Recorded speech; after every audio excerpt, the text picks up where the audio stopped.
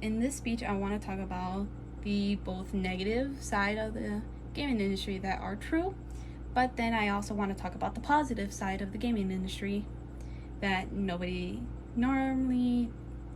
tends to talk about. So the first article that I found, it was on recently updated on August 15th, 2021. Someone by the name of Ronald made an article called 25 Positive and Negative Effects of the Gaming Industry. The first thing that they said on their negative side of the gaming industry is something called eye strain. The eye strain is basically symptoms of the eye, which gives you drowsiness, it gives you irritation, dryness, or your eyes tend to start to water, or you feel pain, or your eye twitches, or you get headaches. So that's what eye strain is, that you being glued onto the screen for God knows how long. The next article that I want to talk about is something that esports healthcare is the article is called. It talks about like your poor posture on the gaming industry.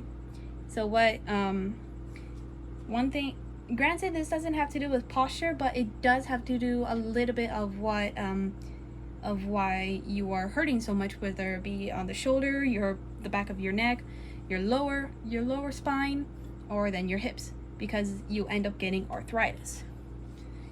And the other thing that they mentioned on esports healthcare is something called an uppercut syndrome, where your neck is practically extended out.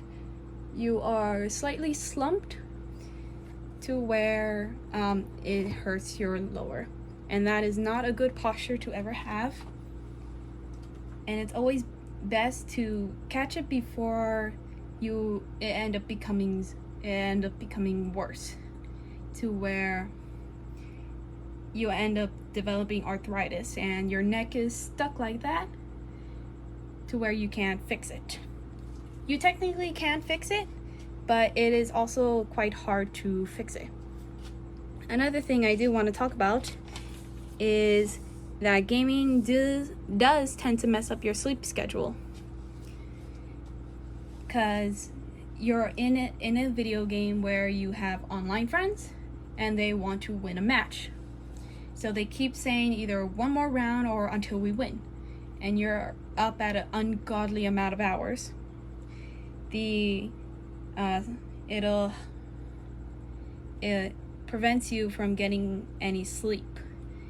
In this article, which was anonymous, I couldn't find the person's name.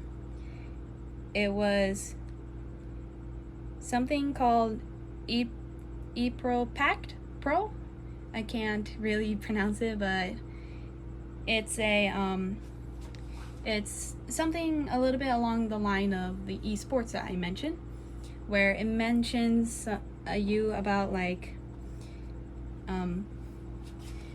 about your sleep schedule, where you end up hallucinating, you have memory loss, memory problems, your mood tends to change a lot more quickly and a lot more easily, and you are paranoid about something that you have no reason to be paranoid about.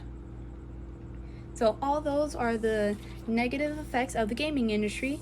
Now I want to talk about something that is a little bit more positive, on the positive side. The first thing that I do want to mention, in a university study on July 4th of 2021, this article is called 5 Amazing Facts About the Gaming Industry. This article tells you about like it actually improves mental health. Like if you have depression, if you have anxiety, it actually increases your chance of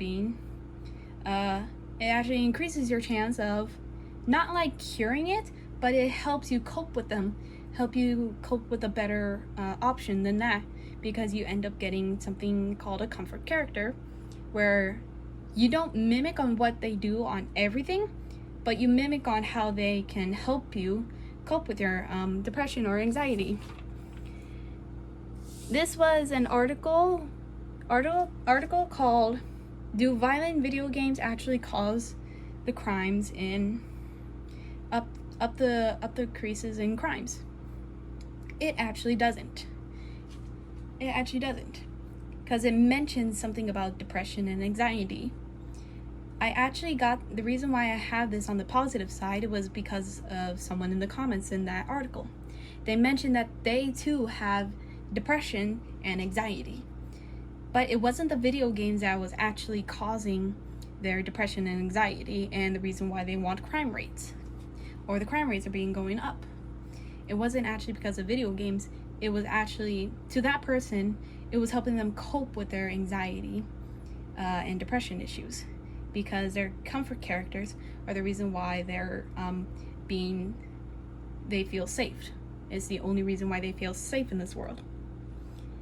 So that's a little bit more on like how it can improve our mental health. The next thing the last one I do want to mention is the first article that I mentioned on Ronald's 25 positive and negative effects on the gaming industry, that it helps you solve problems. So you have video games, you have games like Angry Bird, Cut the Rope, and Detroit Becomes Human. Angry Birds, it helps you think on where to aim the bird, or aim the bird depending on what their special ability is, and fire away.